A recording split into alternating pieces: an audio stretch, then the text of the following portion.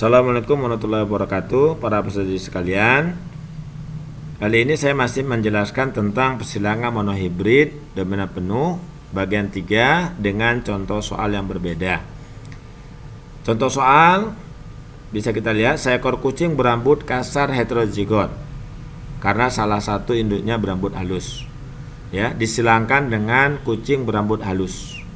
Jika sifat kasar ditentukan oleh gen R besar dominan terhadap sifat halus yang ditentukan oleh R kecil, bagaimanakah perbandingan fenotip keturunan F1?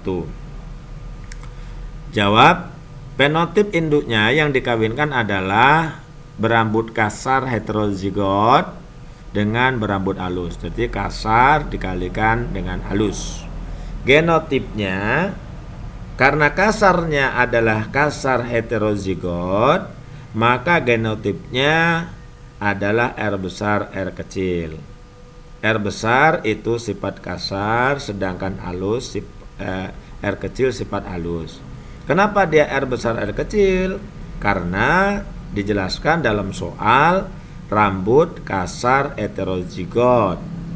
Itu menunjukkan bahwa kucing ini berasal dari perkawinan antara dua induk, di mana salah satu induknya berambut halus. Ya, karena dia punya induk, ya, dia punya induk satu kasar satu halus, maka dia memiliki sifat dari induknya terdahulu, yaitu kasar dan halus. Inilah yang disebut dengan kasar heterozigot. Sedangkan halus, genotipnya adalah R kecil R kecil. Kenapa? Karena halus itu resesif. Dia hanya muncul jika berpasangan dengan sesama resesif. Dengan demikian, maka gametnya dapat kita lihat, karena kasar adalah heterozigot, maka dia punya gamet heterogen. Artinya ada sel kelamin yang membawa R besar dan ada sel kelamin membawa R kecil. Ada sperma yang membawa R besar dan ada sperma yang membawa R kecil. Sedangkan pada kucing berambut halus, karena genotipnya homozigot, maka sel kelaminnya juga homogen, sama. Semua sel telurnya membawa R kecil. Dengan demikian, jika kita kawinkan antara gamet kucing kasar dengan gamet kucing halus, maka didapatlah kemungkinan hasil perkawinan sebagai berikut. Pertama, kemungkinan pertama, jika sperma membawa R besar ini ketemu dengan sel telur membawa R kecil, maka anaknya akan bergenotip R besar R kecil. Fenotipnya kasar. R besar sifat kasar dominan terhadap R kecil sifat halus, maka fenotip anaknya kasar. Kemungkinan kedua, sel kelamin yang membawa R besar ketemu dengan sel telur yang membawa R kecil yang sebelah sini, maka keturunannya juga sama, R besar R kecil kasar. Kemungkinan ketiga, sperma yang membawa R kecil ketemu dengan sel telur membawa R kecil yang satu ini, maka anaknya R kecil sehingga fenotipnya halus. Kemungkinan keempat, sperma yang ini yang membawa R kecil ketemu dengan sel telur yang membawa R kecil yang ini juga sebelahnya, maka dia bergenotip R kecil, fenotipnya halus. Atau bisa dapat kita sederhanakan sebagai berikut, nih, ya. Ini di sini gametnya ada dua macam, R besar R kecil.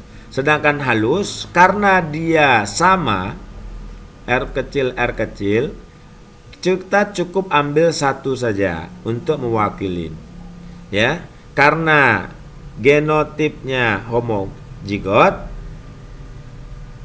maka gametnya homogen, yaitu R kecil dan R kecil.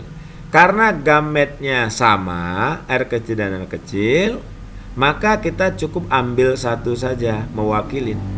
Sehingga Jika kita kawinkan, kemungkinan pertama R besar ketemu dengan ini, maka hasilnya R besar R kecil, kasar. Kemungkinan kedua R kecil ketemu dengan R kecil, maka hasilnya R kecil, halus. Dengan demikian dapatlah diperoleh perbandingan dari hasil di atas, diperoleh perbandingan fenotip. Fenotipnya kasar dengan halus dengan perbandingan 2 banding 2, 2 kasar, 2 halus, atau kasar dengan halus 1 banding 1. Jadi sama saja ya, dari hasil perkawinan antara kasar heterozigot dengan halus, maka diperoleh keturunan kasar dan halus dengan perbandingan 1 banding 1 atau 2 banding 2.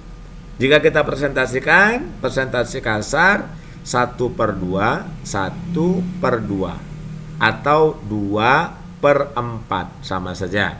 Jika kita menggunakan perbandingan 2 banding 2, maka persentasenya 2/4.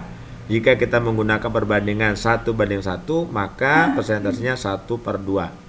1/2 kali 100% sama dengan 50%. Ya, halusnya 1/2 kali 100% sama dengan 50%.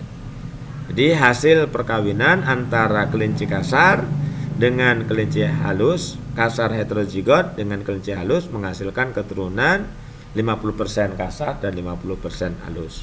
Jika dia punya anak 10, maka kemungkinannya 5 ekor kasar dan 5 ekor halus. Demikian penjelasan persilangan monohibrid dominan penuh bagian ketiga ini. Mudah-mudahan semakin menambah pemahaman kita terhadap persilangan monohibrid dominan penuh. Terima kasih, semoga bermanfaat dan dapat dipahami. Assalamualaikum warahmatullahi wabarakatuh.